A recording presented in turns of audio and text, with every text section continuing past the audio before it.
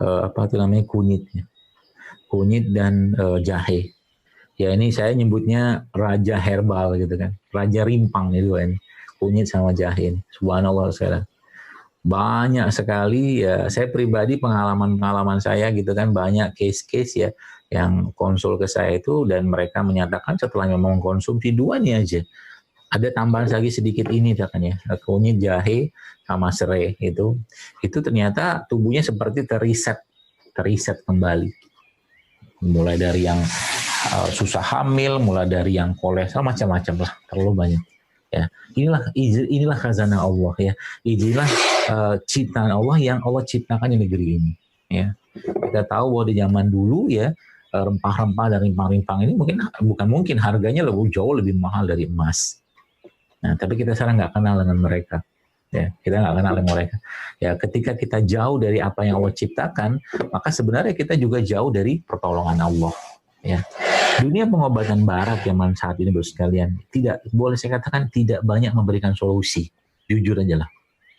Saya pernah bilang ke beberapa teman-teman dokter, coba kencing manis nggak selesai, masa minum obat seumur hidup? Darah tinggi nggak selesai, autoimun nggak selesai. Saya bukan menafikan teknologi, bukan. Tapi saya katakan banyak yang justru malah terjebak dalam lingkaran pengobatan. Nggak selesai-selesai gitu loh. Mungkin di situ ada baiknya, tapi kita perlu tahu juga di situ juga banyak masalahnya gitu kan. Mulai dari penggunaan antibiotik, obat-obatan, segala macam. Apa susahnya orang batuk pilek bikin katakanlah rempah-rempah, rimbang-rimbang, selesai juga kok. Ekspektoran ada di situ, ini juga bisa ekspektoran. Ya, kalau kita bicara mukolitik juga di jeruk nipis juga bisa berperan sebagai mukolitik, setahu saya. Seperti itu kan, masya Allah sekarang. Jadi bicara ini misalkan bawang putih, ya, subhanallah, salah satu pengencer darah yang paling baik gitu kan. Maka kata-kata Hippocrates ya, atau Hippocrates yang digembar-gemborkan di dunia pengobatan barat itu sendiri mereka nggak pakai. Kata dia apa?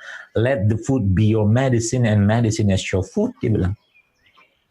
Ya, jadikan makanan sebagai obat, obat sebagai makanan. Itu sebabnya ada seorang dokter di Jordan, namanya Dr. Jamil Al-Qudsi.